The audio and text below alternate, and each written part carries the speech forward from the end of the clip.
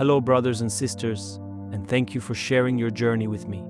In this video, I will mediate Jung's understanding of the introverted person and the four introverted functions, thinking and feeling, which are the rational opposites, and the irrational pair, sensing and intuition. All of Jung's text is taken from chapter 10, General Description of the Types, in Jung's Collected Works, volume 6. Jung would read his own words, as I've created a voice based on the materials I've restored of him, mainly his 1957 interview, which is available on the channel. The reproduction of Jung's voice, of course, isn't perfect, but it's pretty close and it has the effect I was imagining. After each segment I will add my simplification, with the goal of mediating Jung's complex writing in mind. I hope you'll enjoy this production and find meaningful self-knowledge for your individual path toward higher levels of health, balance, and the courage to be who you are and who you were meant to be.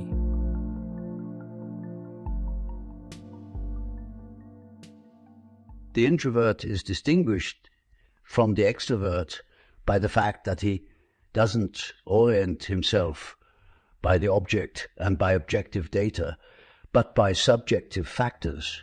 The introvert interposes a subjective view between the perception of the object and his own action, which prevents the action from assuming a character that fits the objective situation. Although the introverted consciousness is naturally aware of external conditions, it selects the subjective determinants as the decisive ones. It is therefore oriented by the factor in perception and cognition, which responds to sense stimulus in accordance with the individual's subjective disposition. We must not forget, although the extrovert is only too prone to do so, that perception and cognition are not purely objective, but are also subjectively conditioned. The world exists not merely in itself, but also as it appears to me. By overvaluing our capacity for objective cognition, we repress the importance of the subjective factor, which simply means a denial of the subject. But what is the subject? The subject is man himself. We are the subject. Only a sick mind could forget that cognition must have a subject, and that there is no knowledge whatever, and therefore no world at all, unless I know has been said, though with this statement one has already expressed the subjective limitation of all knowledge. This applies to all the psychic functions. They have a subject which is just as indispensable as the object. It is characteristic of our present extroverted sense of values that the word subjective usually sounds like a reproof. At all events, the epithet merely subjective is brandished like a weapon over the head of anyone who is not boundlessly convinced of the absolute superiority of the object. The subjective factor is as ineluctable a datum as the extent of the sea and the radius of the earth. By the same token, the subjective factor has all the value of a co-determinant of the world we live in, a factor that can on no account be left out of our calculations. It is another universal law, and whoever bases himself on it has a foundation as secure, as permanent, and as valid as the man who relies on the object. The introverted attitude is normally oriented by the psychic structure, which is in principle hereditary and is inborn in the subject. This must not be assumed, however, to be simply identical with the subject's ego. It is rather the psychic structure of the subject prior to any ego development. The really fundamental subject, the self, is far more comprehensive than the ego, since the former includes the unconscious, whereas the latter is essentially the focal point of consciousness. But it is a characteristic peculiarity of the introvert, which is as much in keeping with his own inclination as with the general bias, to confuse his ego with the self, and to exalt it as the subject of the psychic process, thus bringing about the subjectivization of consciousness which alienates him from the object.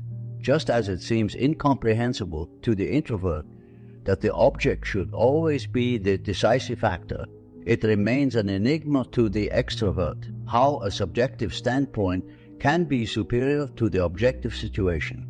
He inevitably comes to the conclusion that the introvert is either a conceited egoist or crack-brained bigot. Today he would be suspected of harboring an unconscious power complex. The introvert certainly lays himself open to these suspicions, for his positive, highly generalizing manner of expression, which appears to rule out every other opinion from the start, lends countenance to all the extrovert's prejudices. Moreover, the inflexibility of his subjective judgment, setting itself above all objective data, is sufficient in itself to create the impression of marked egocentricity. Faced with this prejudice, the introvert is usually at a loss for the right argument, for he is quite unaware of the unconscious but generally quite valid assumptions on which his subjective judgment and his subjective perceptions are based.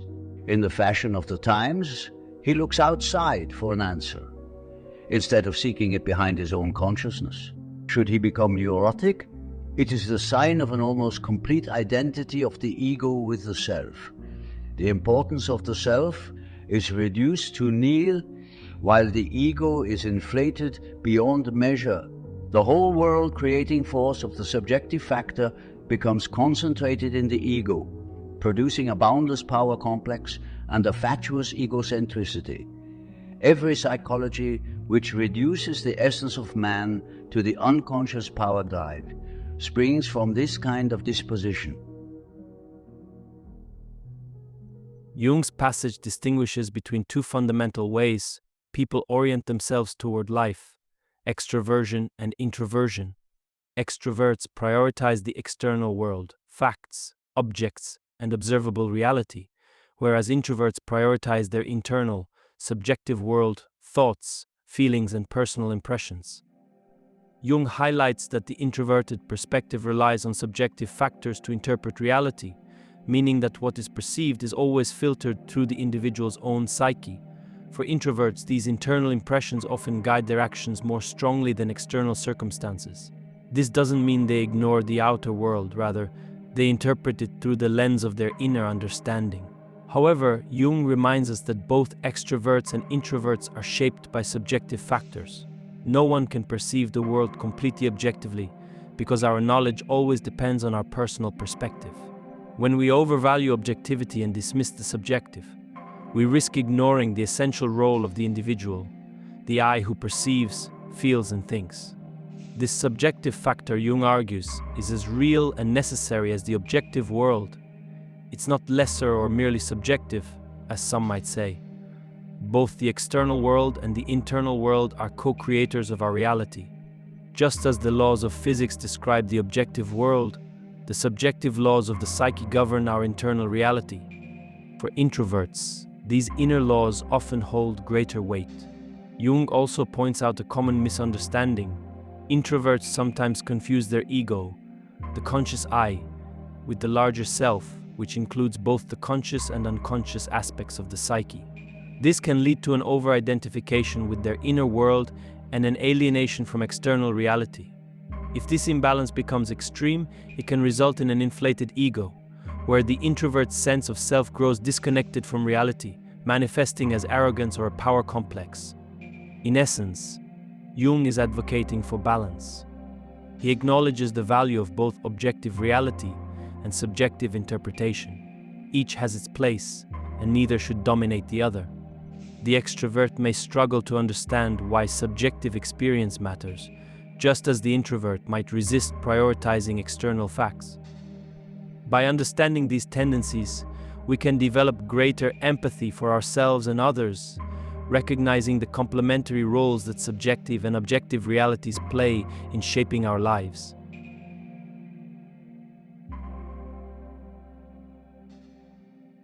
The predominance of the subjective factor in consciousness naturally involves a devaluation of the object.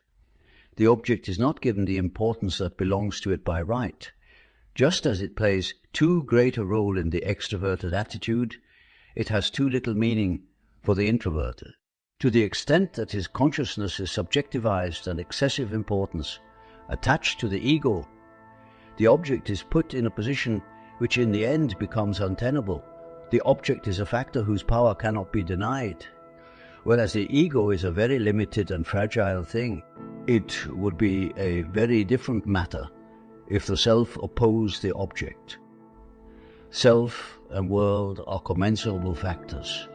Hence, a normal, introverted attitude is as justifiable and valid as a normal, extroverted attitude.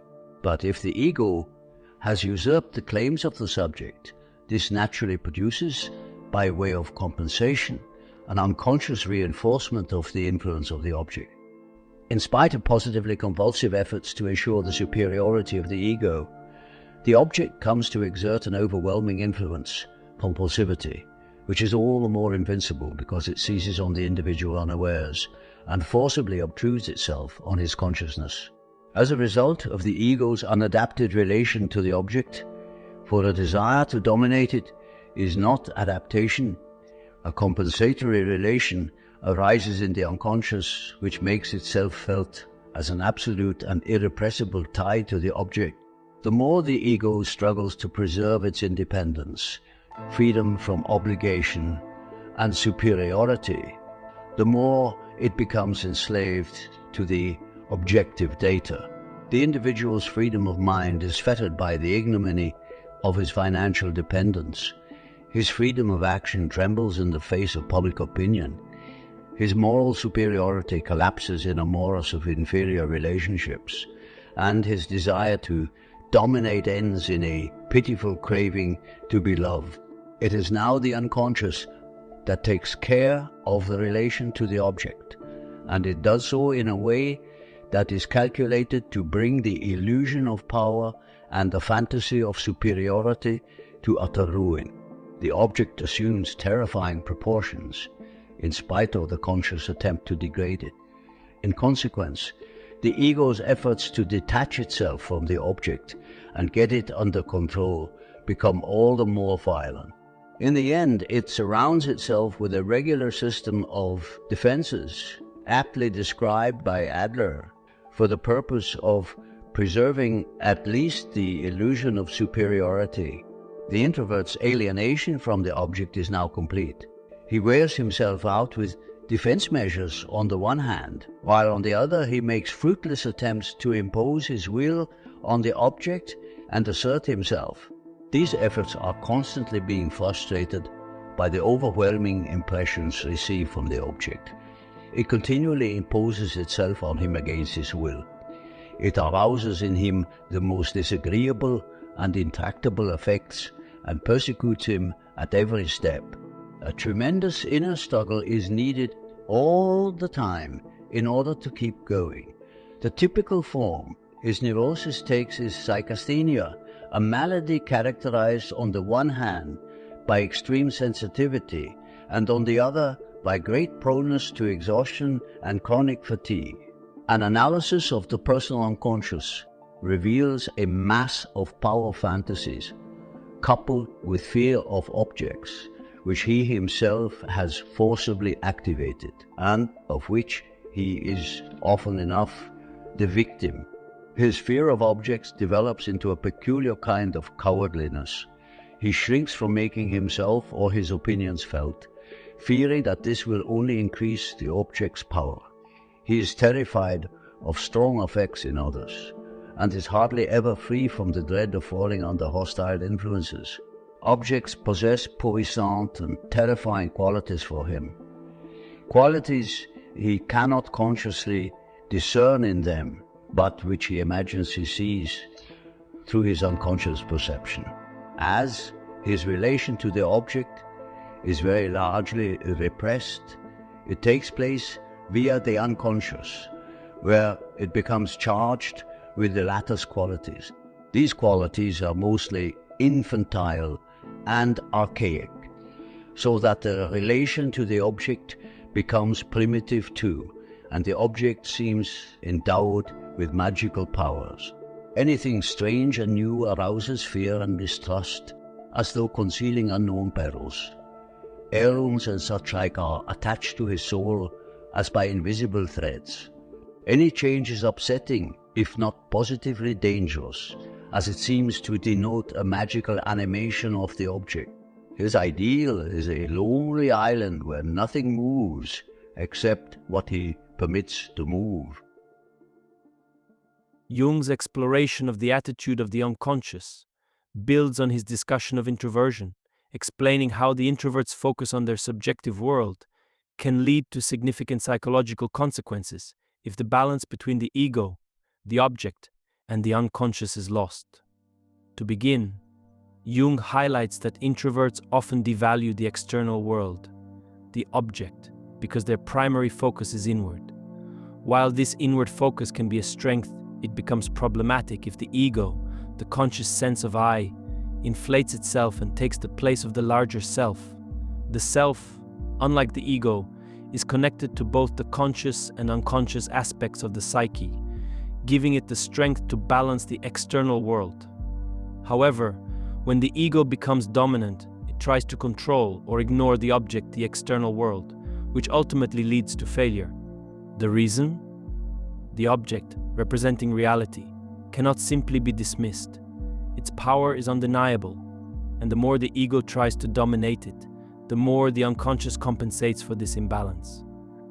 This compensation from the unconscious manifests in unexpected ways. Instead of gaining freedom and control, the introvert finds themselves increasingly tied to the object in a negative, compulsive manner. For instance, they might feel trapped by external circumstances like financial obligations, societal expectations, or unhealthy relationships. The harder the ego struggles for independence and superiority, the more enslaved it becomes, as if the object is fighting back. Eventually, the unconscious humbles the ego through a series of difficult experiences, forcing the individual to confront their illusions of control and superiority. This often results in exhaustion, inner conflict, and feelings of being overwhelmed by the external world. At its extreme, this imbalance can lead to a neurosis known as psychasthenia, a state of heightened sensitivity, chronic fatigue, and a fear of external influences. Jung explains that this fear arises because the introvert projects their unconscious fantasies onto the object. Repressed feelings and unresolved conflicts are pushed into the unconscious, where they take on a primitive, almost magical quality. The external world then becomes frightening and unpredictable, filled with imagined threats and overwhelming power. New experiences feel dangerous, change is seen as threatening, and the introvert may retreat into a defensive, rigid isolation, longing for a static, controlled environment where nothing can disturb their fragile sense of stability. In summary, Jung is warning us about the dangers of losing balance between the ego, the self, and the external world. When the ego inflates itself and dismisses the importance of the object, the unconscious compensates in ways that can feel overpowering and even destructive.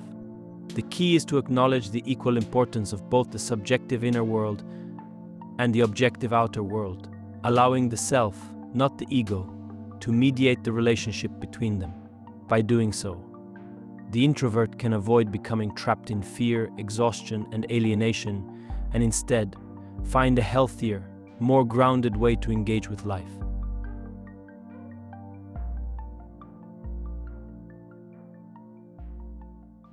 Introverted thinking is primarily oriented by the subjective factor.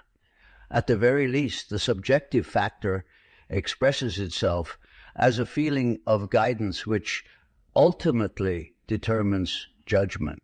Sometimes it appears as a more or less complete image which serves as a criterion. But whether introverted thinking is concerned with concrete or with abstract objects, always at the decisive points, it is oriented by subjective data. It does not lead from concrete experience back again to the object, but always to the subjective content. External facts are not the aim and origin of his thinking, though the introvert would often like to make his thinking appear so. It begins with the subject and leads back to the subject, far though it may range into the realm of actual reality. With regard to the establishment of new facts, it is only indirectly of value, since new views rather than knowledge of new facts are its main concern. It formulates questions and creates theories. It opens up new prospects and insights. But with regard to facts, its attitude is one of reserve. They are all very well as illustrative examples, but they must not be allowed to predominate. Facts are collected as evidence for a theory, never for their own sake. If ever this happens, it is merely a concession to the extroverted style. Facts are of secondary importance for this kind of thinking. What seems to it of paramount importance is the development and presentation of the subjective idea, of the initial symbolic image hovering darkly before the mind's eye. Its aim is never an intellectual reconstruction of the concrete fact, but a shaping of that dark image into a luminous idea. It wants to reach reality, to see how the external fact will fit into and fill the framework of the idea, and the creative power of this thinking shows itself when it actually creates an idea which, though not inherent in the concrete fact, is yet the most suitable abstract expression of it. Its task is completed when the idea it has fashioned seems to emerge so inevitably from the external facts that they actually prove its validity. Introverted thinking shows a dangerous tendency to force the facts into the shape of its image, or to ignore them altogether in order to give fantasy free play. In that event, it will be impossible for the finished product, the idea, to repudiate its derivation from the dim, archaic image. It will have a mythological streak which one is apt to interpret as originality, or in more pronounced cases as mere whimsicality, since its archaic character is not immediately apparent to specialists unfamiliar with mythological motifs. The subjective power of conviction exerted by an idea of this kind is usually very great, and it is all the greater the less it comes into contact with external facts.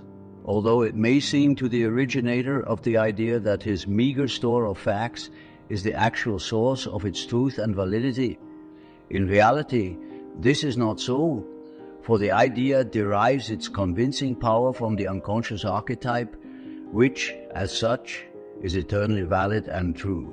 But this truth is so universal and so symbolic that it must first be assimilated to the recognized and recognizable knowledge of the time before it can become a practical truth of any value for life. This kind of thinking easily gets lost in the immense truth of the subjective factor. It creates theories for their own sake, apparently with an eye to real or at least possible facts, but always with a distinct tendency to slip over from the world of ideas into mere imagery. Accordingly, visions of numerous possibilities appear on the scene, but none of them ever becomes a reality, until finally images are produced which no longer express anything externally real, being mere symbols of the ineffable and unknowable.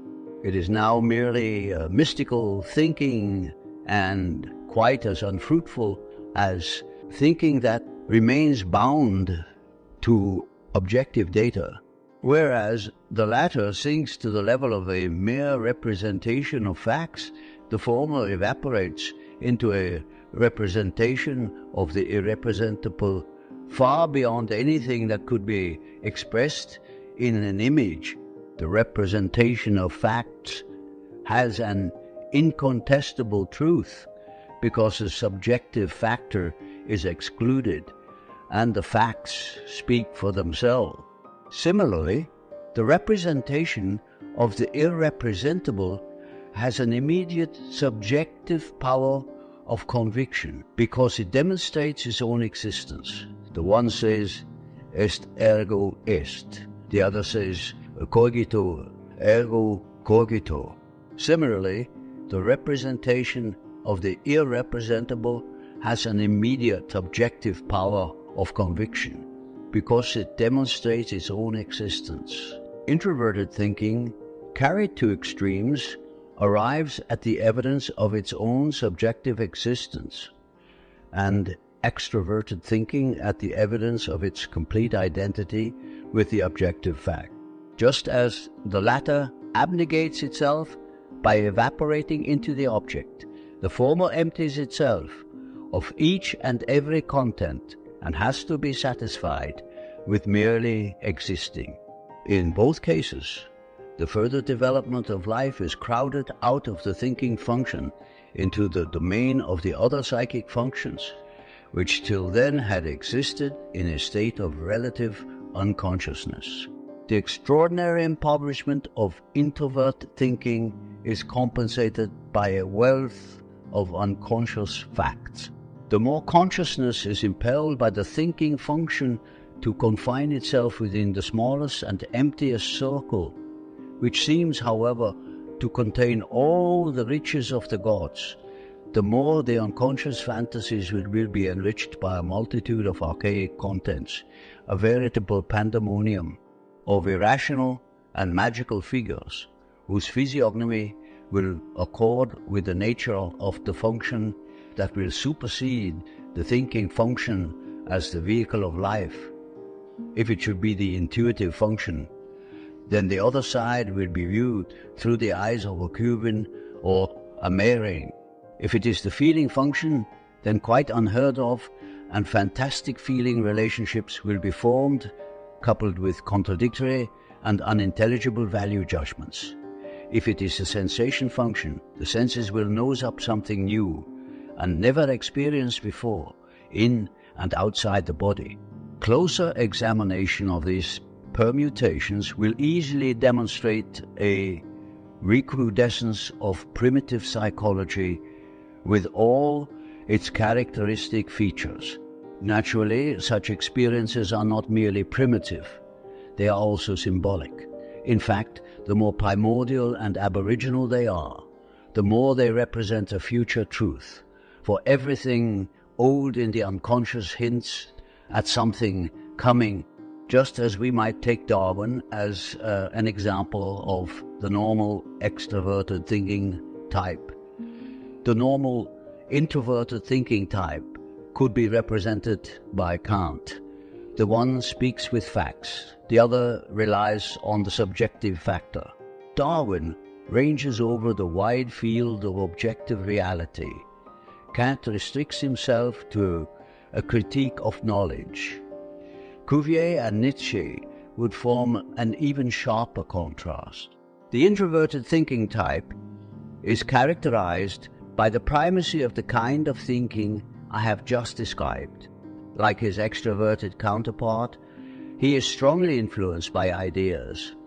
Though his ideas have their origin not in objective data, but in his subjective foundation, he will follow his ideas like the extrovert, but in the reverse direction, inwards and not outwards.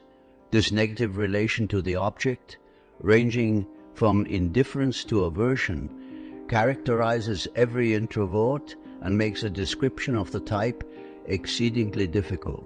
Everything about him tends to disappear and get concealed.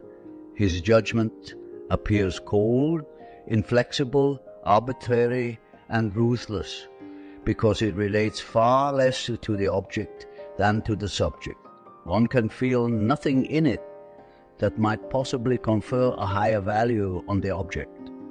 It always bypasses the object and leaves one with a feeling of the subject's superiority. He may be polite, amiable, and kind, but one is constantly aware of a certain uneasiness betraying an ulterior motive, the disarming of an opponent who must at all costs be pacified and placated, lest he prove himself a nuisance.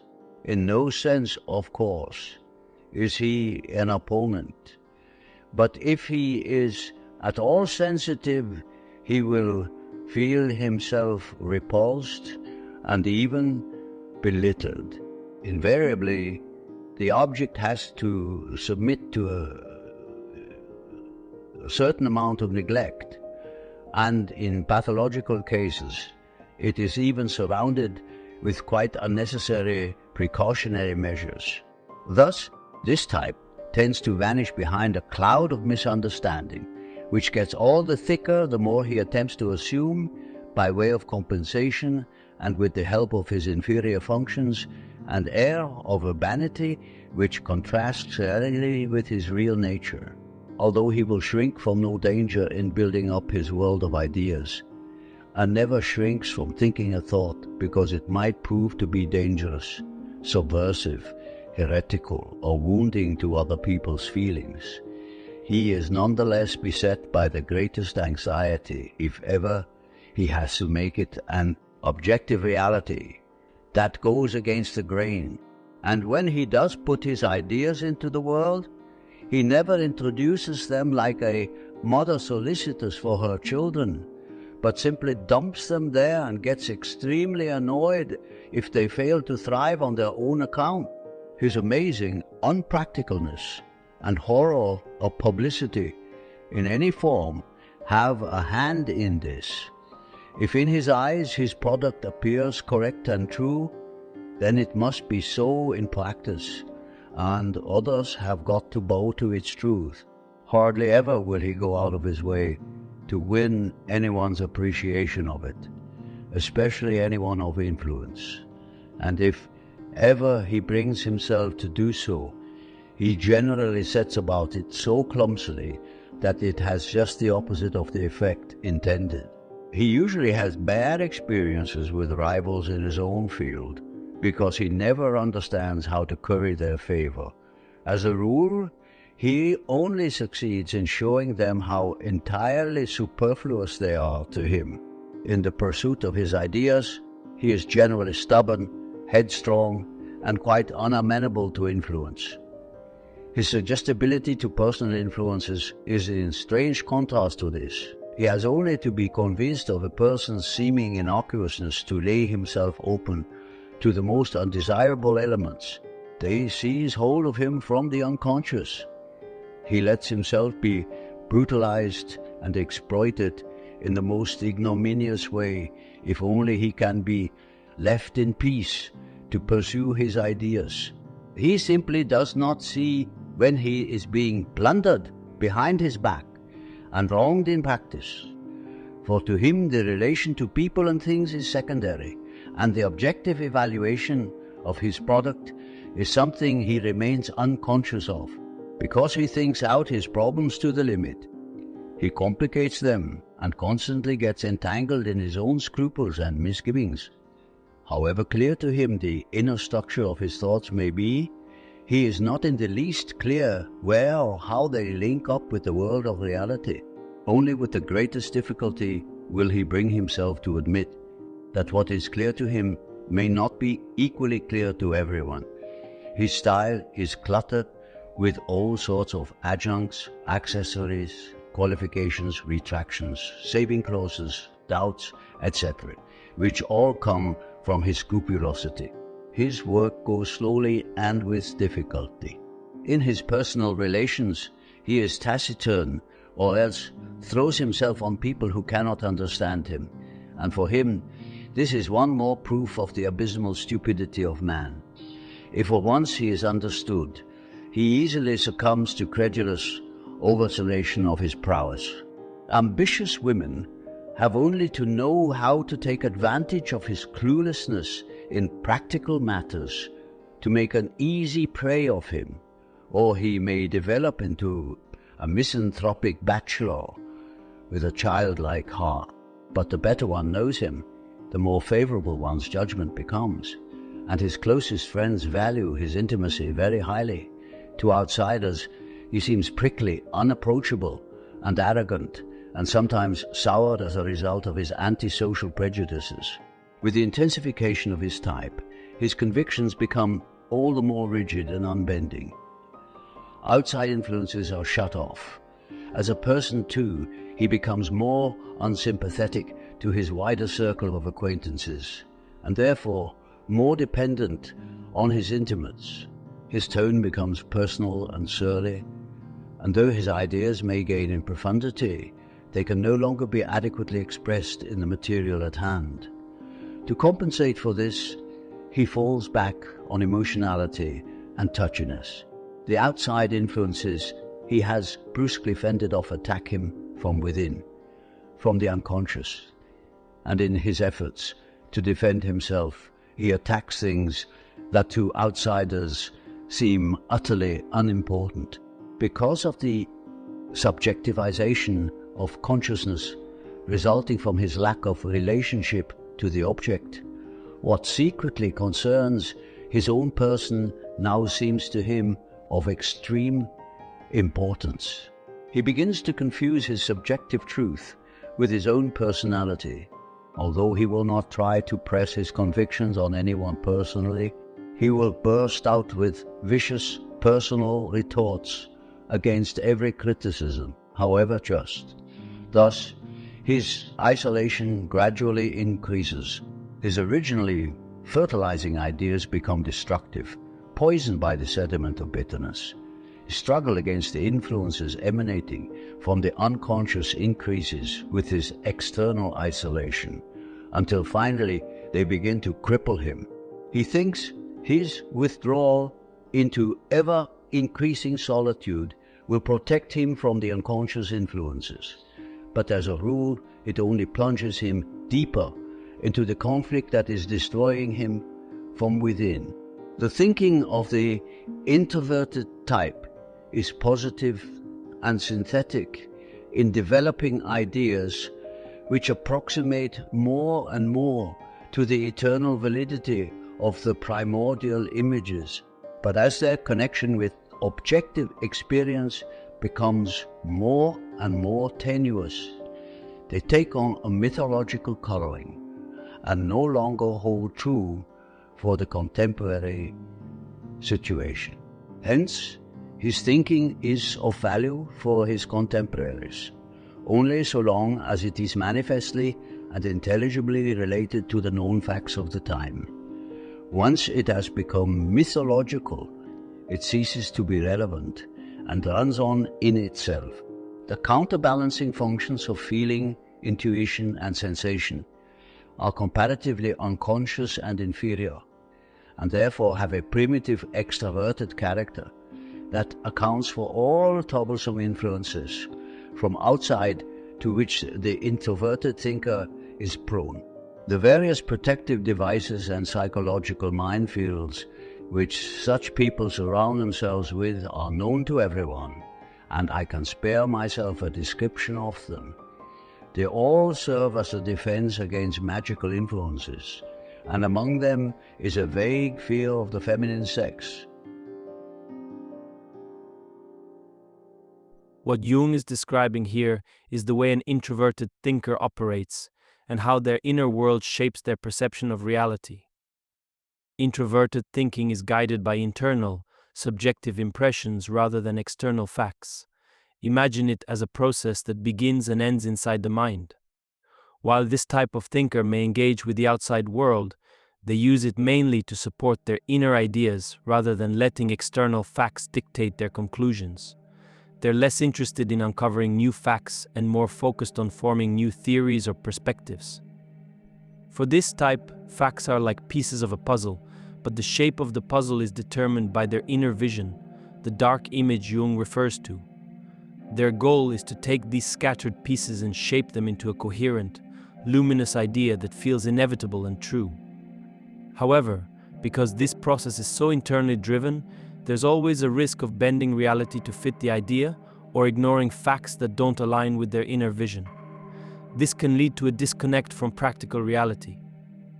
Jung also warns of an extreme. Introverted thinking can become so consumed by its own inner logic that it detaches entirely from the external world. At this point, it may generate ideas that are imaginative, symbolic, or even mystical, but lack any practical relevance or connection to reality. Now, when Jung talks about the introverted thinking type, he's describing people whose whole personality is shaped by this inner way of thinking. Think of someone like the philosopher Immanuel Kant, who worked tirelessly to create a system of ideas built on subjective principles. These individuals are often independent thinkers, unafraid to tackle big, abstract questions, but they can also seem distant, inflexible, or overly critical, because their focus is directed inward, not on relationships or external matters. Socially, introverted thinkers can be hard to approach. They may come across as aloof, cold, or even dismissive, especially if their ideas are misunderstood. They struggle to communicate their inner vision clearly and may become isolated as a result. When they do share their ideas, it's often without much concern for how others will receive them. They simply present their work and expect it to stand on its own. Jung points out that when introverted thinking becomes extreme, the person may withdraw further into their inner world, leading to isolation and serious inner conflict. This withdrawal doesn't protect them from outside influences. It amplifies the unconscious pressures they were trying to escape. Their ideas, though profound, risk becoming irrelevant because they lose touch with the realities of the time. Ultimately, Jung sees introverted thinking as valuable when it bridges the subjective and the objective, when it brings deep insights to bear on the world in a way that's understandable and meaningful.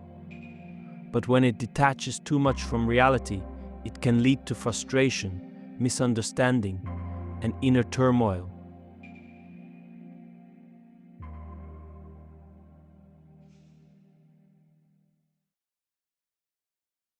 Introverted feeling is determined principally by the subjective factor. It differs quite as essentially from extroverted feeling as introverted from extroverted thinking.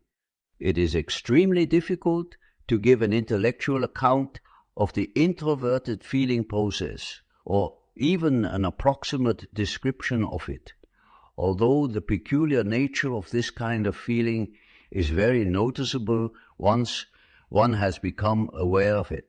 Since it is conditioned subjectively and is only secondarily concerned with the object, it seldom appears on the surface and is generally misunderstood. It is a feeling which seems to devalue the object, and it therefore manifests itself for the most part negatively. The existence of positive feeling can be inferred only indirectly. Its aim is not to adjust itself to the object, but to subordinate it in an unconscious effort to realize the underlying images. It is continually seeking an image which has no existence in reality, but which it has seen in a kind of vision. It glides unheedingly over all objects that do not fit in with its aim. It strives after inner intensity, for which the objects serve at most as a stimulus. The depth of this feeling can only be guessed. It can never be clearly grasped. It makes people silent and difficult of access. It shrinks back like a violet from the brute nature of the object in order to fill the depths of the subject. It comes out with negative judgments or assumes an air of profound indifference as a means of defense. The primordial images are, of course, just as much ideas as feelings, fundamental ideas. Ideas like God, freedom, and immortality are just as much feeling values as they are significant ideas. Everything, therefore, that we have said about introverted thinking is equally true of introverted feeling. Only here everything is felt, while there it was thought. But the very fact that thoughts can generally be expressed more intelligibly than feelings demands a more than ordinary descriptive or artistic ability before the real wealth of this feeling can be even approximately presented or communicated to the world. If subjective thinking can be understood only with difficulty because of its unrelatedness, this is true in even higher degree of subjective feeling. In order to communicate with others, it has to find an external form, not only acceptable to itself, but capable also of arousing a parallel feeling in them. Thanks to the relatively great inner, as well as outer, uniformity of human beings, it is actually possible to do this, though the form acceptable to feeling is extraordinarily difficult to find so long as it is still mainly oriented to the fathomless store of primordial images. If, however, feeling is falsified by an egocentric attitude, it at once becomes unsympathetic, because it is then concerned mainly with the ego. It inevitably creates the impression of sentimental self-love, of trying to make itself interesting, and even of morbid self-admiration. Just as the subjectivized consciousness of the introverted thinker, striving after abstraction, only succeeds in intensifying a thought process that is in itself empty, the intensification of egocentric feeling only leads to inane transports of feeling for their own sake. This is the mystical, ecstatic stage which opens the way for the extroverted functions that feeling has repressed. Just as introverted thinking is counterbalanced by a primitive feeling to which objects attach themselves with magical force, introverted feeling is counterbalanced by a primitive thinking whose concretism and slavery to facts surpass all bounds. Feeling progressively emancipates itself from the object and creates for itself a freedom of action and conscience that is purely subjective and may even renounce all traditional values. But so much the more does unconscious thinking fall a victim to the power of objective reality. It is principally among women that I have found the predominance of introverted feeling. Still waters run deep is very true of such women. They are mostly silent, inaccessible, hard to understand. Often they hide behind a childish or banal mask, and their temperament is inclined to melancholy. They neither shine nor reveal themselves. As they are mainly guided by their subjective feelings, their true motives generally remain hidden. Their outward demeanor is harmonious, inconspicuous, giving an impression of pleasing repose or of sympathetic response, with no desire to affect others, to impress, influence, or change them in any way. If this outward aspect is more pronounced, it arouses a suspicion of indifference and coldness, which may actually turn into a disregard for the comfort and well-being of others. One is distinctly aware then of the movement of feeling away from the object. With the normal type, however, this happens only when the influence of the object is too strong. The feeling of harmony, therefore, lasts only so long as the object goes its own moderate way and makes no attempt to cross the other's path. There is little effort to respond to the real emotions of the other person. They are more often damped down and rebuffed or cooled off by a negative value judgment, although there is a constant readiness for peaceful and harmonious coexistence. Strangers are shown no touch of amiability, no gleam of responsive warmth, but are met with apparent indifference or a repelling coldness. Often, they are made to feel entirely superfluous. Faced with anything that might carry her away or arouse enthusiasm, this type observes a benevolent though critical neutrality, coupled with a faint trace of superiority, that soon takes the wind out of the sails of a sensitive person. Any stormy emotion, however, will be struck down with murderous coldness, unless it happens to catch the woman on her unconscious side. That is, unless it hits her feelings by arousing a primordial image. In that case, she simply feels paralyzed for the moment, and this in due course invariably produces an even more obstinate resistance, which will hit the other person in his most vulnerable spot.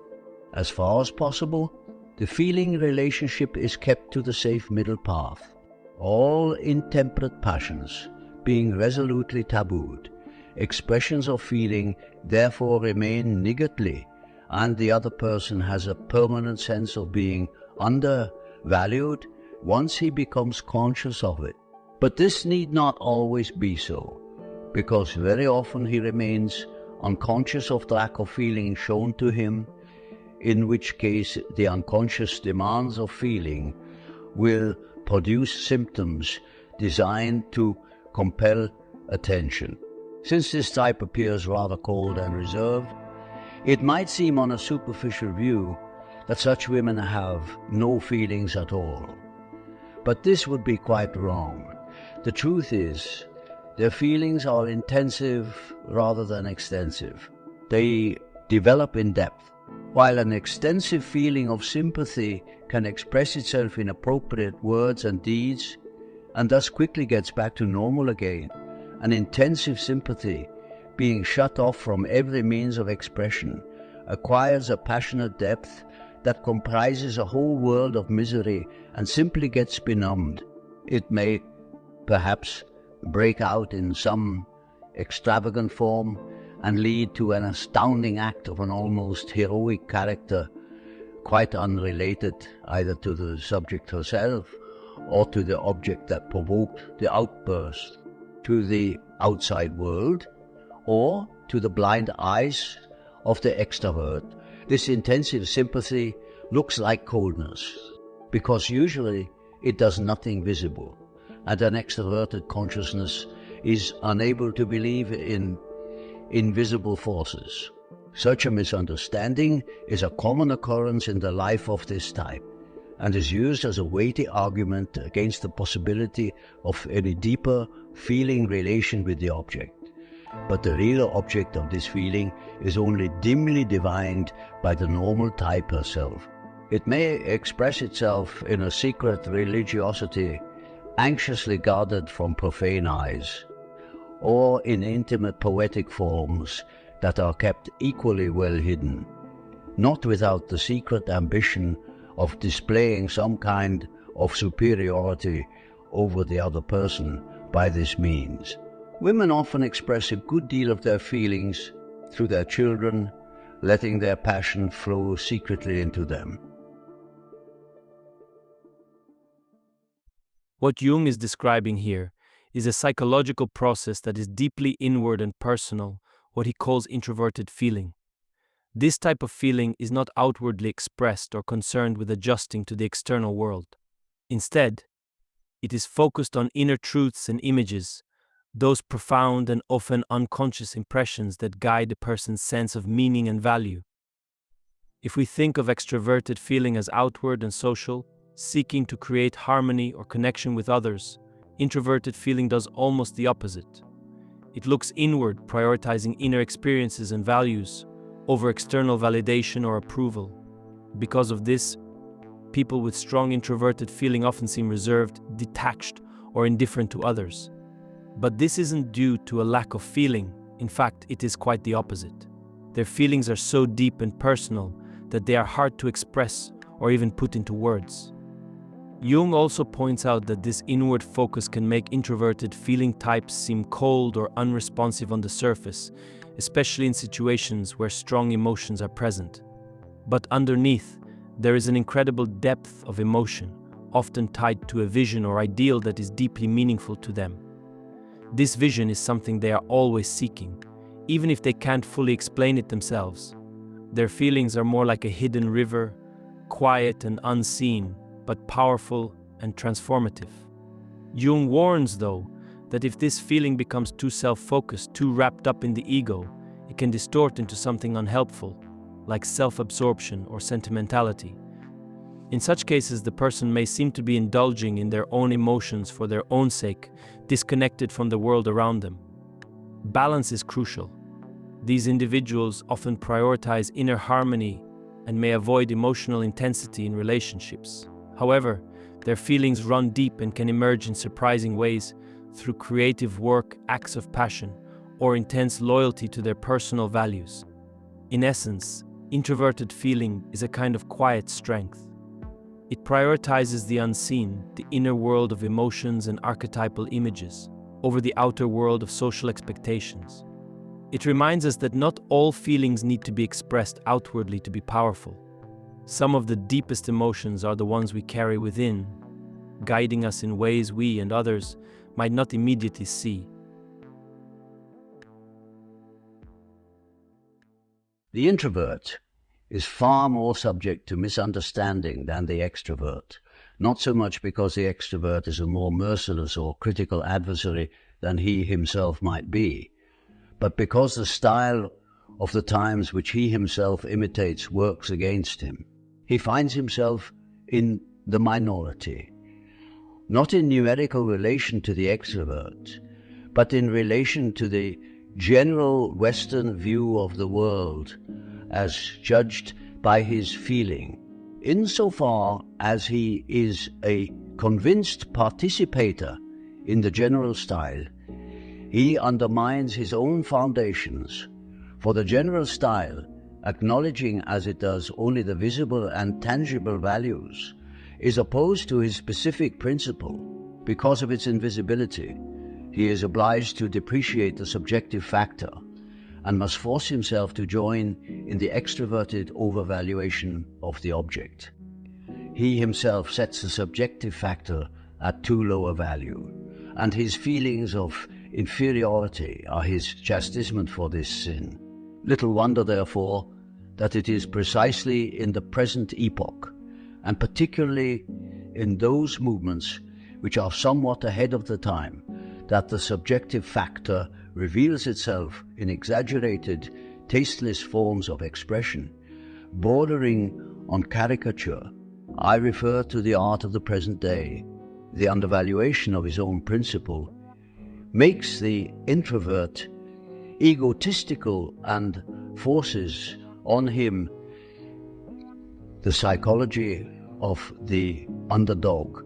The more egotistical he becomes, the more it seems to him that the others, who are apparently able, without qualms, to conform to the general style, are the oppressors against whom he must defend himself.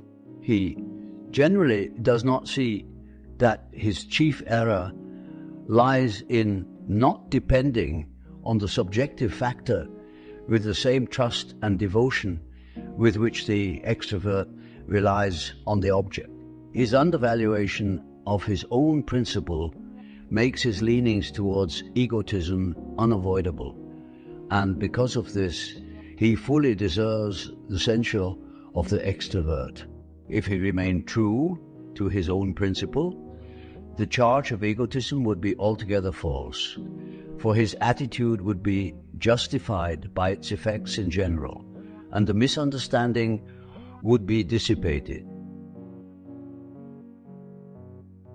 Introverts often feel misunderstood, not because extroverts are particularly harsh or critical, but because the world we live in values external, visible, and tangible things. Our culture prioritizes what can be seen and measured, like success, action, and outward expression. This creates a problem for introverts, because their focus is inward, on the subjective, invisible aspects of life.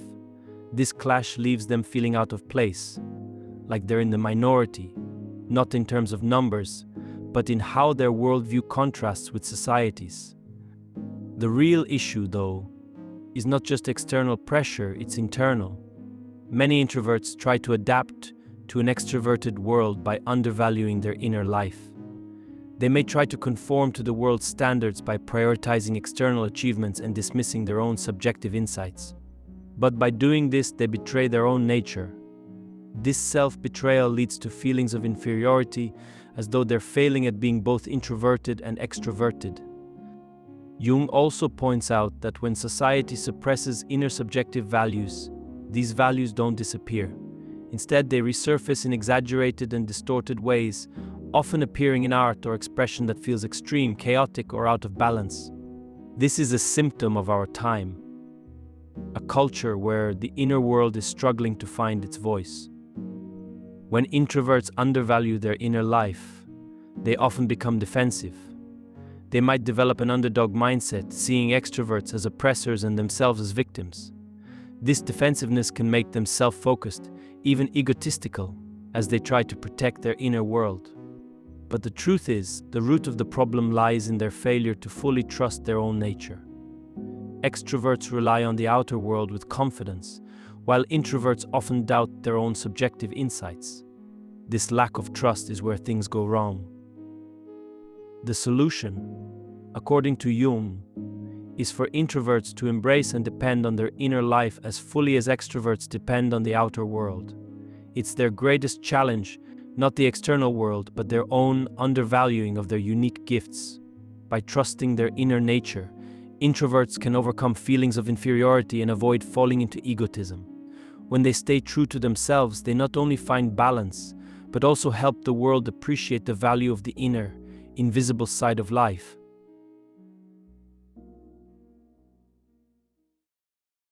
Sensation, which by its very nature is dependent on the object and on objective stimuli, undergoes considerable modification in the introverted attitude. It too has a subjective factor, for besides the sensed object, there is a sensing subject who adds his subjective disposition to the objective stimulus. In the introverted attitude, sensation is based predominantly on the subjective component of perception. What I mean by this is best illustrated by works of art which reproduce external objects. If, for instance, several painters were to paint the same landscape, each trying to reproduce it faithfully, each painting will be different from the others, not merely because of differences in ability, but chiefly because of different ways of seeing. Indeed, in some of the paintings there will be a distinct psychic difference in mood and the treatment of color and form. These qualities betray the influence of the subjective factor.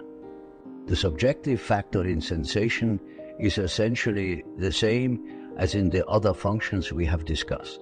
It is an unconscious disposition which alters the sense perception at its source, thus depriving it of the character of a purely objective influence. In this case, sensation is related primarily to the subject and only secondarily to the object. How extraordinarily strong the subjective factor can be is shown most clearly in art. Its predominance sometimes amounts to a complete suppression of the object's influence. And yet the sensation remains sensation even though it has become a perception of the subjective factor and the object has sunk to the level of a mere stimulus. Introverted sensation is oriented accordingly. True sense perception certainly exists, but it always looks as though the object did not penetrate into the subject in its own right, but as though the subject was seeing it quite differently, or saw quite other things than other people see. Actually, he perceives the same things as everybody else, only he does not stop at the purely objective influence, but concerns himself with the subjective perception excited by the objective stimulus. Subjective perception is markedly different from the objective. What is perceived is either not found at all in the object, or is, at most, merely suggested by it.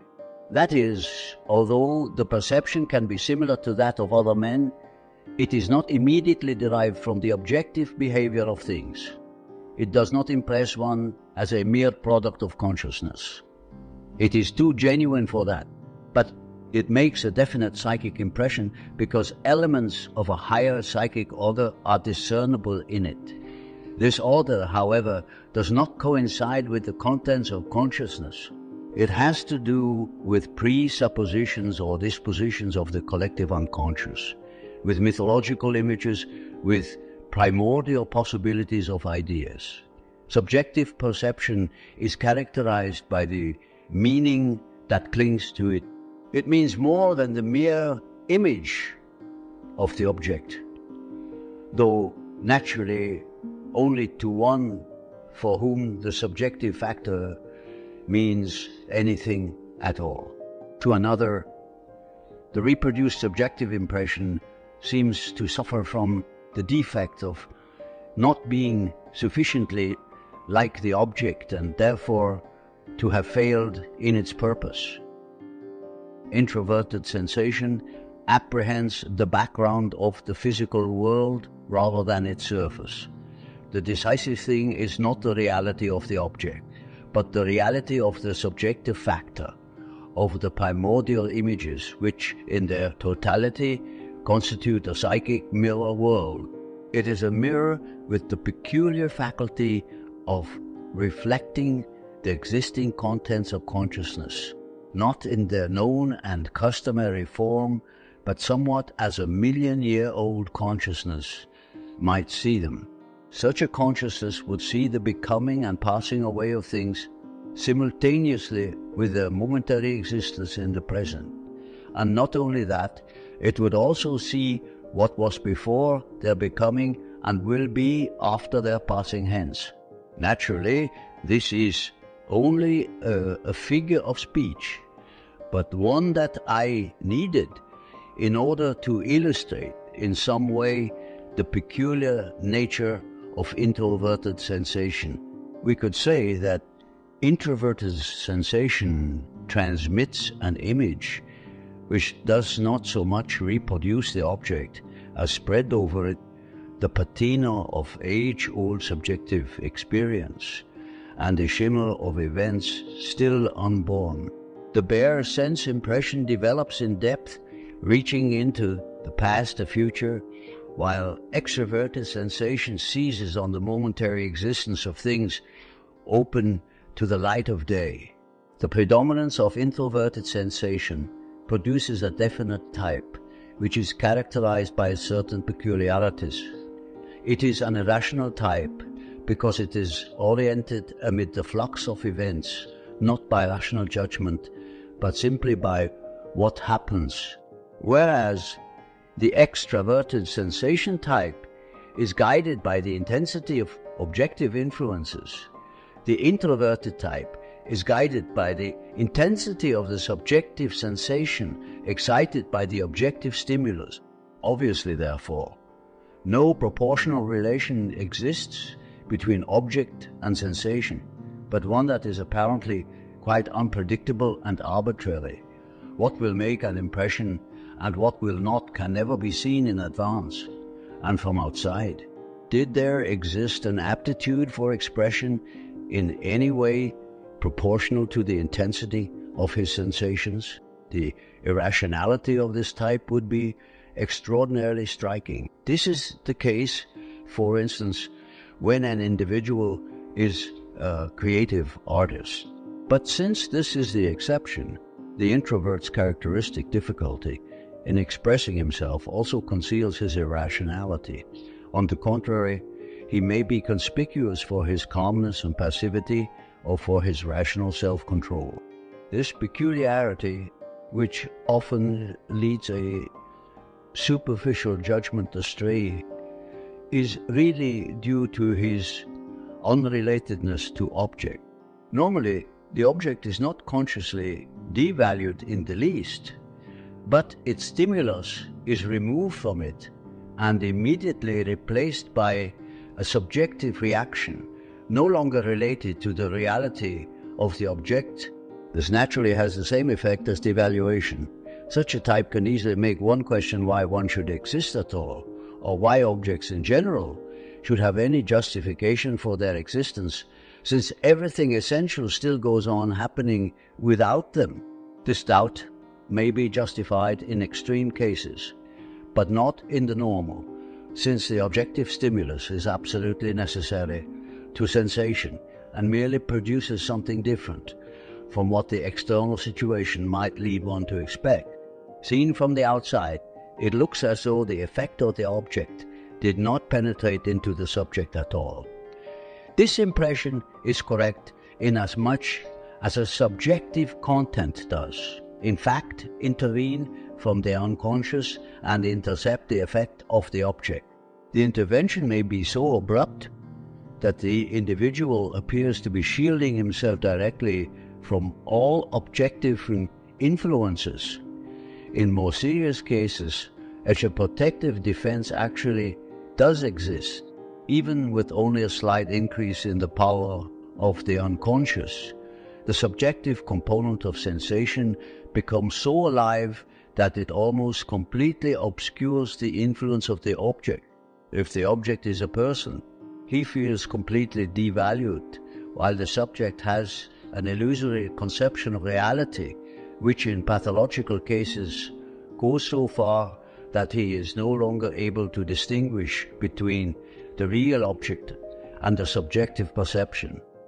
Although so vital a distinction reaches the vanishing point only in neo-psychotic states, yet long before that the subjective perception can influence thought, feeling and action to an excessive degree is despite the fact that the object is clearly seen in all its reality.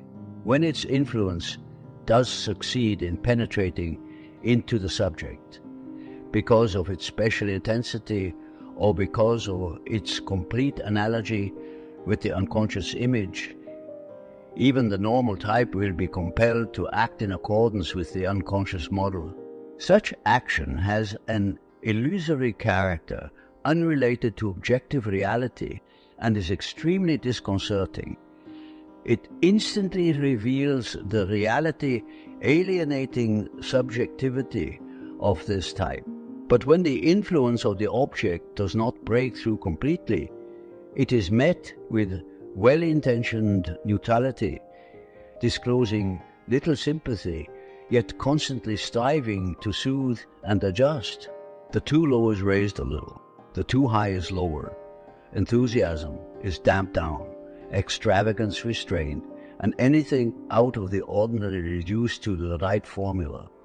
All this in order to keep the influence of the object within the necessary bounds. In this way, the type becomes a menace to his environment because his total innocuousness is not altogether above suspicion. In that case, he easily becomes a victim of the aggressiveness and dominatingness of others.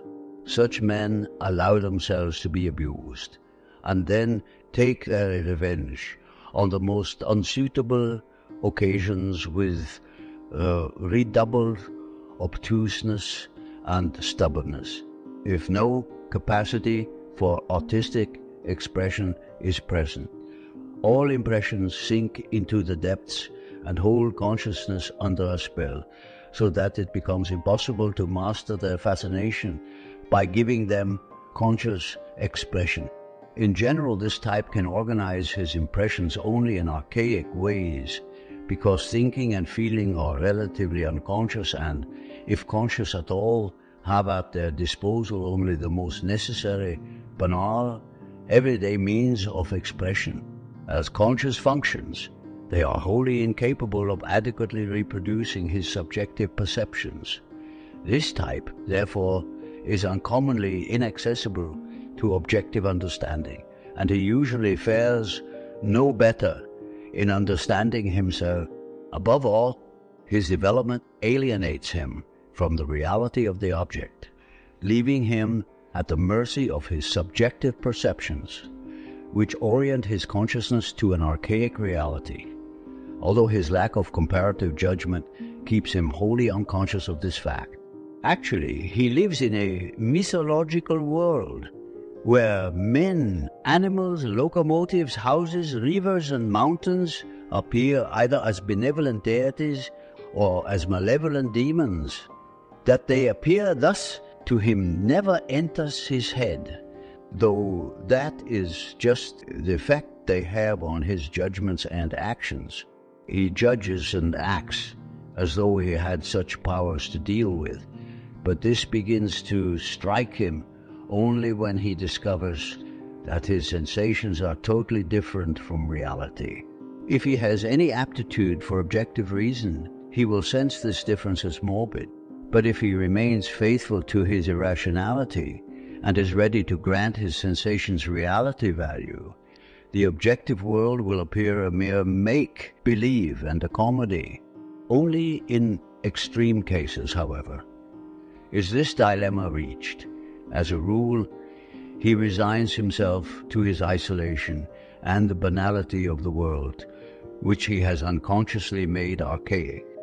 His unconscious is distinguished chiefly by the repression of intuition, which consequently acquires an extroverted and archaic character, whereas true extroverted intuition is possessed of a singular resourcefulness, a good nose, for objectively real possibilities. This archaicized intuition has an amazing flair for all the ambiguous, shadowy, sordid, dangerous possibilities lurking in the background. The real and conscious intentions of the object mean nothing to it.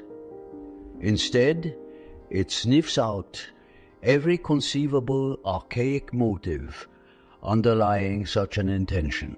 It therefore has a dangerous and destructive quality that contrasts glaringly with the well-meaning innocuousness of the conscious attitude.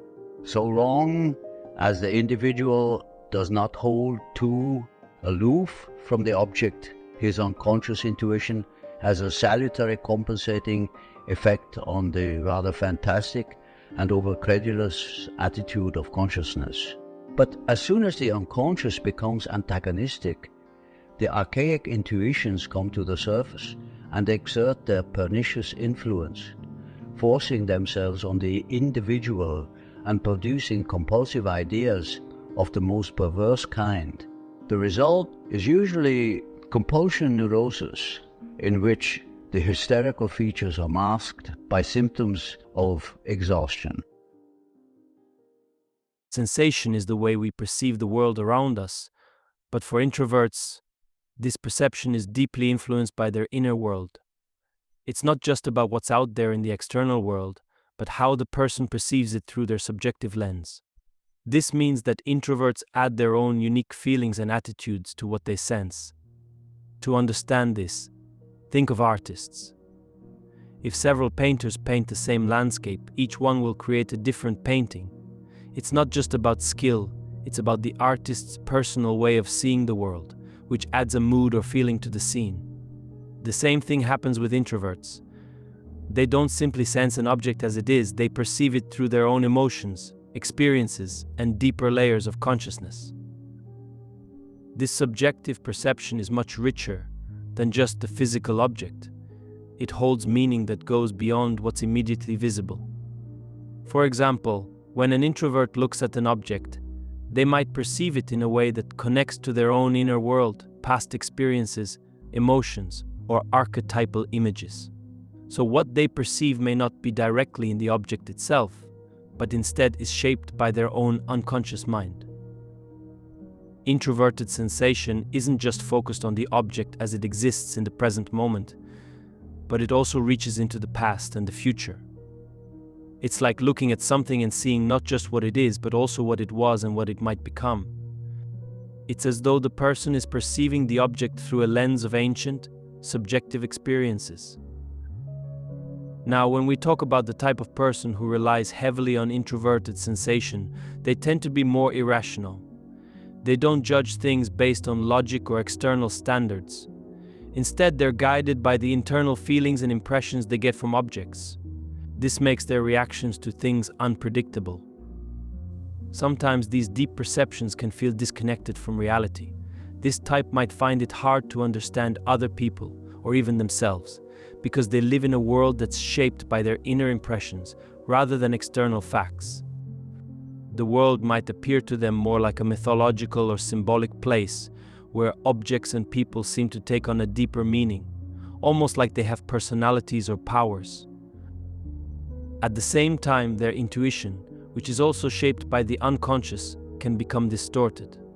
Rather than seeing things clearly, they might perceive hidden, often darker meanings behind actions or objects. This intuition can sometimes lead them down a destructive path, as they focus on negative or hidden motivations, while detaching from the outer reality. In the end, people with an excessive introverted sensation may live in a world that feels isolated and disconnected from everyday reality. They're guided by subjective impressions, often seeing the world in a more symbolic or mythological way, and their perceptions can sometimes lead them too far from their external reality. Introverted intuition is directed to the inner object, a term that might justly be applied to the contents of the unconscious. The relation of inner objects to consciousness is entirely analogous to that of outer objects, though their reality is not physical but psychic.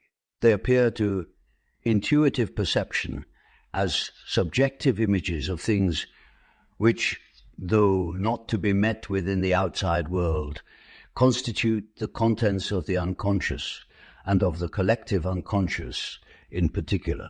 These contents per se are naturally not accessible to experience, a quality they have in common with external objects. For just as external objects correspond only relatively to our perception of them, so the phenomenal forms of the inner objects are also relative, products of their inaccessible essence and of the peculiar nature of the intuitive function. Like sensation, intuition has its subjective factor, which is suppressed as much as possible in the extroverted attitude, but is the decisive factor in the intuition of the introvert. Although his intuition may be stimulated by external objects, it does not concern itself with external possibilities, but with what the external object has released within him. Whereas introverted sensation is mainly restricted to the perception via the unconscious of the phenomena of innovation and is arrested there. Introverted intuition suppresses this side of the subjective factor and perceives the image that caused the innovation. Supposing, for instance, a man is overtaken by an attack of psychogenic vertigo. Sensation is arrested by the peculiar nature of this disturbance of innovation, perceiving all its qualities, its intensity, its cause, how it arose and how it passed, but not advancing beyond that to its content, to the thing that caused the disturbance. Intuition, on the other hand, receives from sensation only the impetus to its own immediate activity. It peers behind the scenes, quickly perceiving the inner image that gave rise to this particular form of expression, the attack of vertigo. It sees the image of a tottering man, pierced through the heart by an arrow. This image fascinates the intuitive activity. It is arrested by it and seeks to explore every detail of it. It holds fast to the vision, observing with the liveliest interest how the picture changes, unfolds, and finally fades. In this way, introverted intuition perceives all the background processes of consciousness with almost the same distinctness as extraverted sensation registers external objects. For intuition, therefore, unconscious images acquire the dignity of things. But because intuition excludes the cooperation of sensation, it obtains little or no knowledge of the disturbances of innovation or of the physical effects produced by the unconscious images. The images appear as though detached from the subject, as though existing in themselves without any relation to him. Consequently, in the above-mentioned example, the introverted intuitive, if attacked by vertigo, would never imagine that the image he perceived might in some way refer to himself. To a judging type, this naturally seems almost inconceivable, but it is nonetheless a fact which I have often come across in my dealings with intuitives. The remarkable indifference of the extraverted intuitive to external objects is shared by the introverted intuitive in relation to inner objects. Just as the extroverted intuitive is continually sending out new possibilities, which he pursues with equal unconcern for his own welfare and for that of others, pressing on quite heedless of human considerations and tearing down what has just been built in his everlasting search for change. The introverted intuitive moves from image to image, chasing after every possibility in the teeming womb of the unconscious, without establishing any connection between them and himself. Just as the world of appearances can never become a moral problem for the man who merely senses it, the world of inner images is never a moral problem for the intuitive. For both of them, it is an aesthetic problem, a matter of perception, a sensation. Because of this, the introverted intuitive has little consciousness of his own bodily existence or of its effect on others. The extrovert would say, reality does not exist for him. He gives himself up to fruitless fantasies. The perception of the images of the unconscious, produced in such inexhaustible abundance by the creative energy of life, is of course fruitless from the standpoint of immediate utility. But since these images represent possible views of the world which may give life a new potential, this function, which to the outside world is the strangest of all, is as indispensable to the total psychic economy as is the corresponding human type to the psychic life of a people. Had this type not existed, there would have been no prophets in Israel. Introverted intuition apprehends the images arising from the a priori inherited foundations of the unconscious. These archetypes, whose innermost nature is inaccessible to experience, are the precipitate of the psychic functioning of the whole ancestral line. The accumulated experiences of organic life in general, 1,000,000 times repeated and condensed into types. In these archetypes, therefore, all experiences are represented which have happened on this planet since primeval times. The more frequent and the more intense they were, the more clearly focused they become in the archetype. The archetype would thus be, to borrow from Kant, the noumenon of the image which intuition perceives and, in perceiving, creates, since the unconscious is not just something that lies there like a psychic caput mortuum, worthless residue, but coexists with us and is constantly undergoing transformations which are inwardly connected with the general run of events. Introverted intuition, through its perception of these inner processes, can supply certain data which may be of the utmost importance for understanding what is going on in the world. It can even foresee new possibilities in more or less clear outline, as well as events which later actually do happen.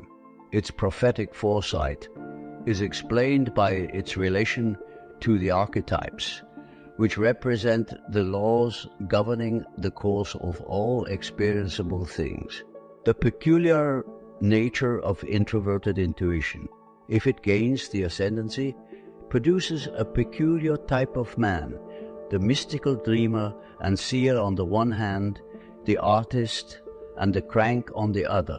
The artist might be regarded as the normal representative of this type, which tends to confine itself to the perceptive character of intuition. As a rule, the intuitive stops at perception. Perception is his main problem, and, in the case of a creative artist, the shaping of his perception, but the crank is content with a visionary idea by which he himself is shaped and determined. Naturally, the intensification of intuition often results in an extraordinary aloofness of the individual from tangible reality. He may even become a complete enigma to his immediate circle.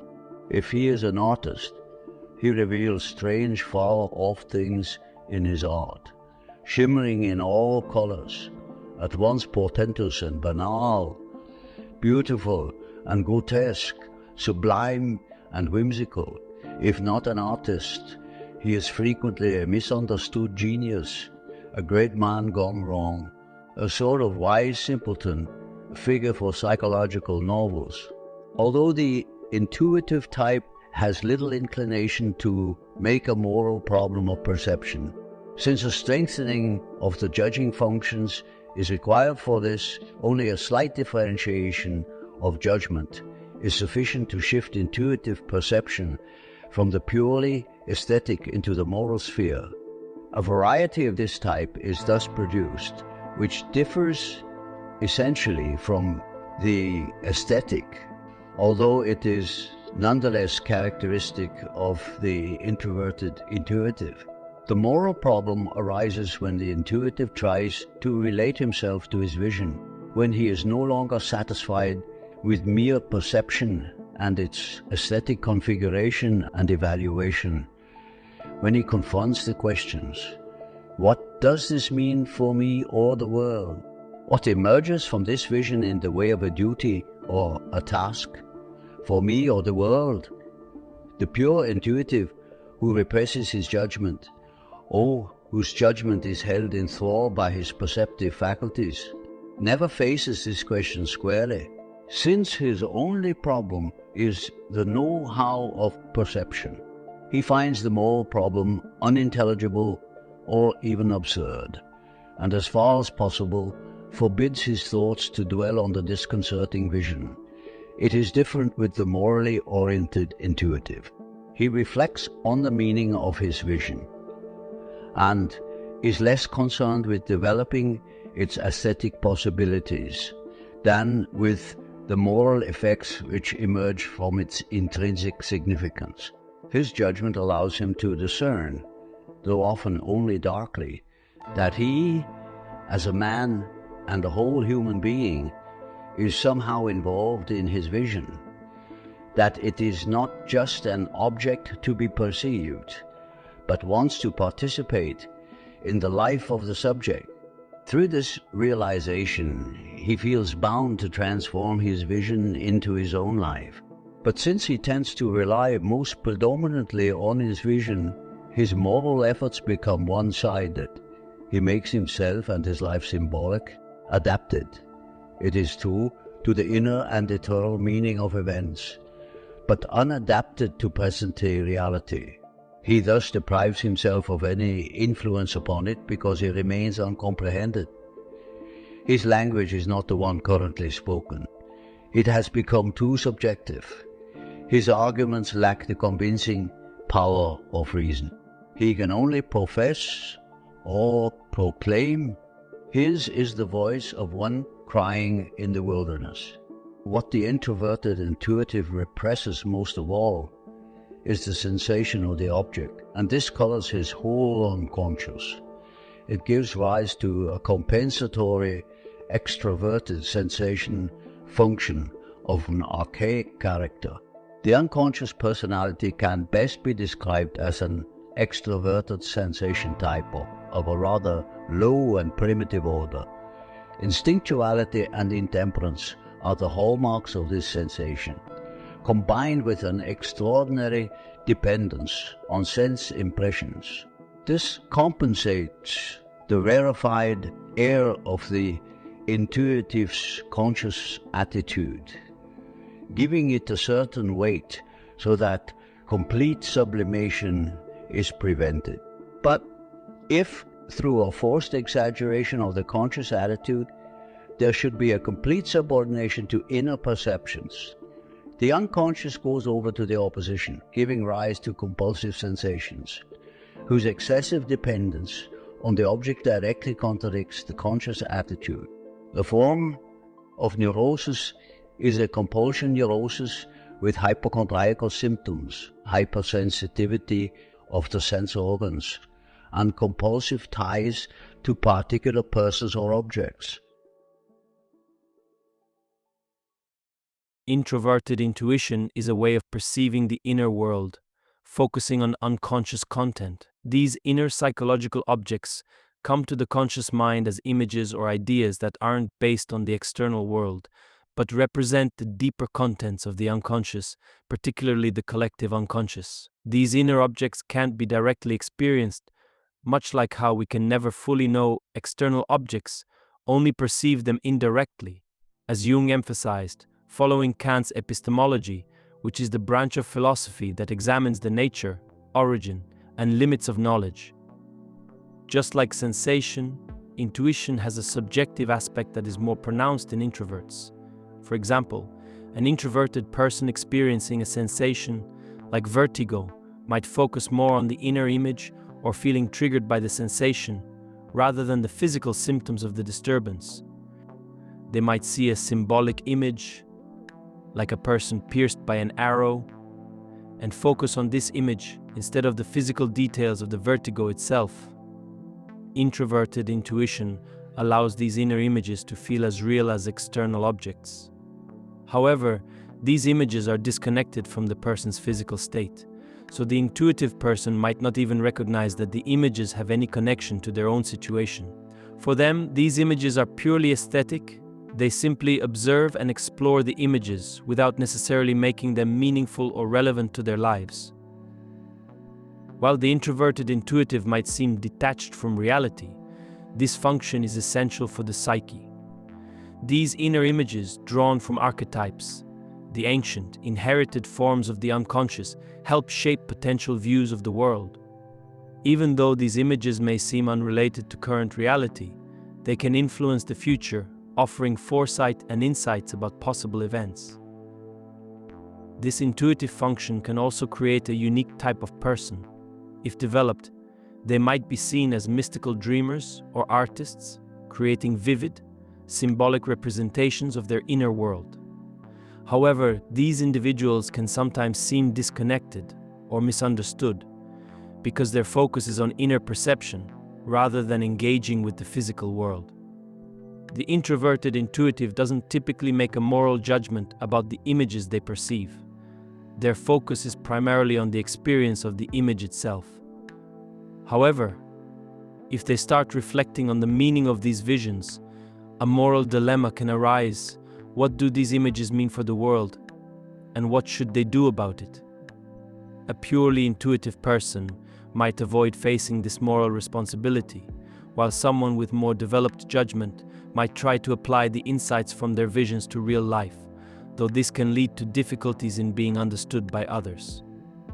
In the unconscious, the intuitive's perception is compensated by a more extroverted sensation function, which can manifest as a primitive, compulsive need for physical sensations. If the intuitive's inner world dominates too much, this imbalance might lead to neurosis, such as compulsive behaviors or heightened sensitivity to external stimulus.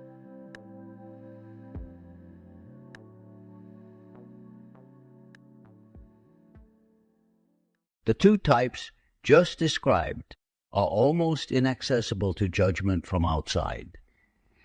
Being introverted and having in consequence little capacity or desire for expression, they offer but a frail handle in this respect, as their main activity is directed inwards. Nothing is outwardly visible but reserve, secretiveness, lack of sympathy, uncertainty, and an apparently groundless embarrassment. When anything does come to the surface, it is generally an indirect manifestation of the inferior and relatively unconscious functions. Such manifestations naturally arouse all the current prejudices against this type. Accordingly, they are mostly underestimated, or at least misunderstood, to the extent that they do not understand themselves, because they very largely lack judgment. They are also powerless to understand why they are so constantly underestimated by the public. They cannot see that their efforts to be forthcoming are, as a matter of fact, of an inferior character. Their vision is enthralled by the richness of subjective events. What is going on inside them is so captivating and of such inexhaustible charm that they simply do not notice that the little they do manage to communicate contains hardly anything of what they themselves have experienced. The fragmentary and episodic character of their communications makes too great a demand on the understanding and goodwill of those around them. Also, their communications are without the personal warmth that alone carries the power of conviction. On the contrary, these types have very often a harsh, repelling manner, though of this they are quite unaware and did not intend it. We shall form a fairer judgment of such people and show them greater forbearance when we begin to realize how hard it is to translate into intelligible language what is perceived within. Yet this forbearance must not go so far as to exempt them altogether from the need to communicate. This would only do them the greatest harm. Fate itself prepares for them, perhaps even more than for other men, overwhelming external difficulties which have a very sobering effect on those intoxicated by the inner vision. Often it is only an intense personal need that can wring from them a human confession. From an extroverted and rationalistic standpoint, these types are indeed the most useless of men. But viewed from a higher standpoint, they are living evidence that this rich and varied world, with its overflowing and intoxicating life, is not purely external, but also exists within. These types are admittedly one-sided specimens of nature, but they are an object lesson for the man who refuses to be blinded by the intellectual fashion of the day. In their own way, they are educators and promoters of culture. Their life teaches more than their words. From their lives, and not least from their greatest fault, their inability to communicate, we may understand one of the greatest errors of our civilization. That is, the superstitious belief in verbal statements, the boundless overestimation of instruction by means of words and methods. A child certainly allows himself to be impressed by the grand talk of his parents, but do they really imagine he is educated by it? Actually, it is the parents' lives that educate the child. What they add by word and gesture at best serves only to confuse him. The same holds good for the teacher. But we have such a belief in method that if only the method be good, the practice of it seems to sanctify the teacher. An inferior man is never a good teacher, but he can conceal his pernicious inferiority, which secretly poisons the pupil, behind an excellent method or an equally brilliant gift of gab. Naturally, the pupil of riper years desires nothing better than the knowledge of useful methods, because he is already defeated by the general attitude, which believes in the all-conquering method. He has learned that the emptiest head, correctly parroting a method, is the best pupil.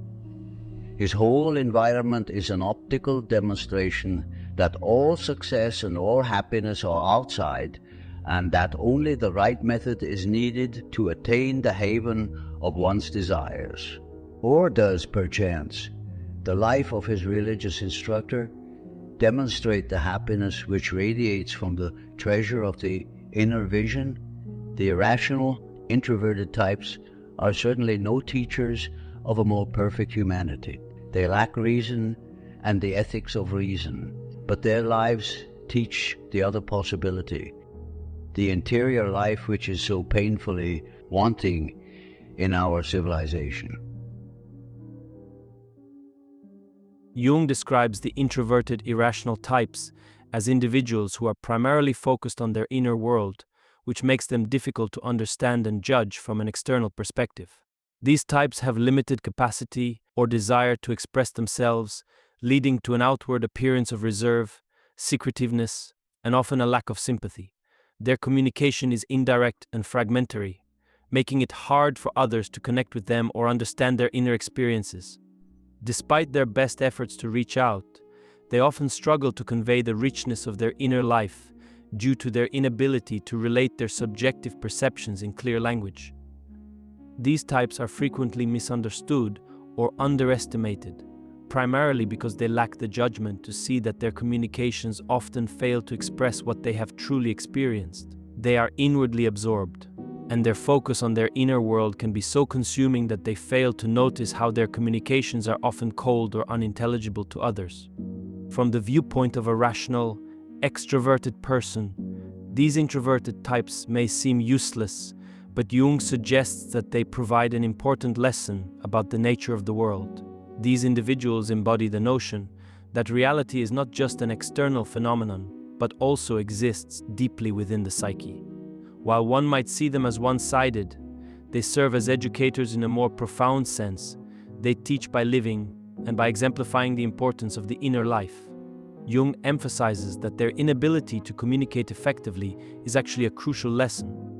It reveals the flaw in our civilization's over-reliance on verbal instruction and methods of communication. The rich, subjective life these individuals lead is often more educational than words alone, as it challenges the conventional view that success and knowledge lie purely in the external, measurable world.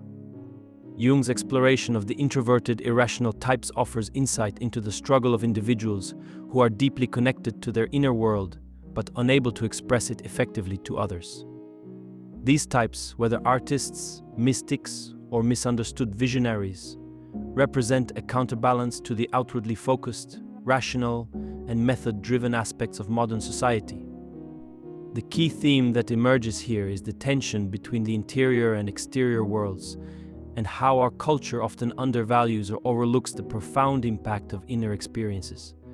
The failure of these types to communicate verbally or outwardly is not a deficiency, but a reflection of the rich and complex inner life they lead. This reminds us of the limitations of intellectual and rational methods in understanding the fullness of the human experience. Jung's observation that the life of these types, rather than their words, is their true teaching, speaks to the idea that wisdom and personal transformation often come from lived experience rather than abstract knowledge. In a world obsessed with results, methods, and efficiency, these introverted, irrational types provide a vital reminder that not all education is tangible or immediately useful in the conventional sense. Their lives embody a different kind of knowledge, one that invites us to reconsider the value of inward reflection and the non-verbal dimensions of existence. Ultimately, this passage challenges the reductionist view of human life, that privileges only what can be seen or measured externally, encouraging a deeper appreciation for the richness of the internal world and the lessons it has to offer, even if they cannot always be expressed in words.